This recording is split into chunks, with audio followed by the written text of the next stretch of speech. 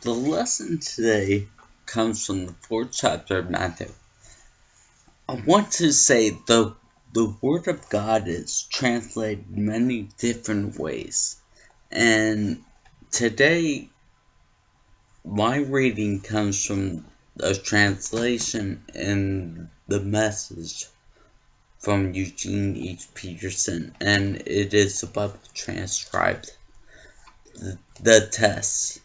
Next, Jesus was taken into the world by the spirit of the test, the devil ready to give it.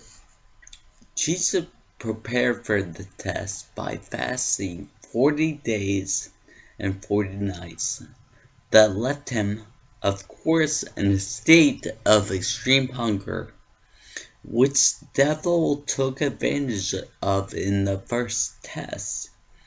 Since you are God's son, speak the word that will turn these stones into loaves of bread. Jesus answered by quoting Deuteronomy. It takes more than bread to stay alive.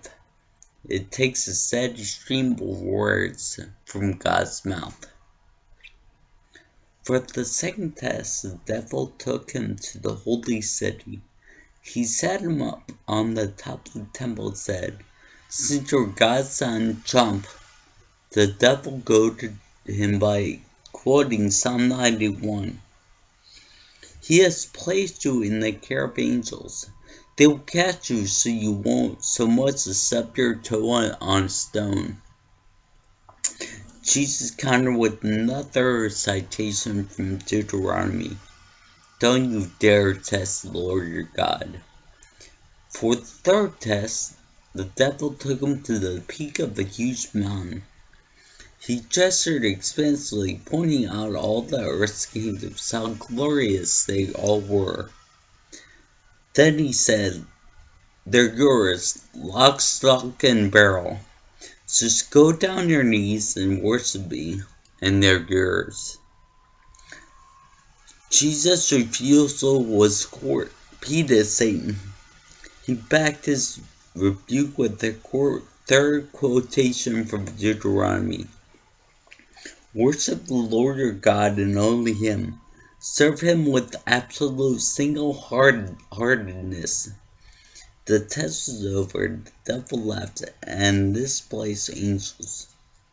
Angels came and took care of Jesus' needs. Teaching and healing. When Jesus got word that John had been arrested, he returned to Galilee. He moved from his hometown Nazareth to the lakeside village of Capernaum, nestled at the base of Zebulun and Naphtali hills. This move completed Isaiah's sermon. Land of Zebulun, land of Naphtali, road to the sea over Jordan, Galilee, crossroads for the nations. People sitting out their lives in the dark saw a huge light.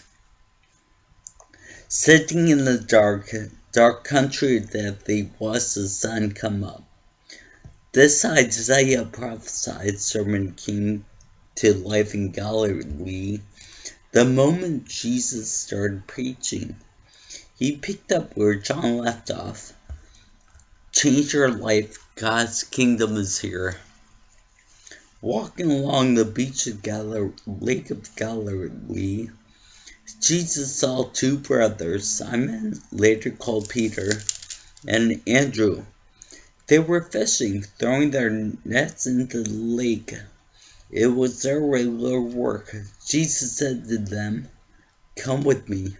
I'll make a new kind of fisherman out of you. I'll show you how to catch men and women instead of a perch and bass." They didn't ask questions, but simply dropped their nets and followed. A short distance down the beach, they came upon another pair of brothers, James and John, Zebedee's sons.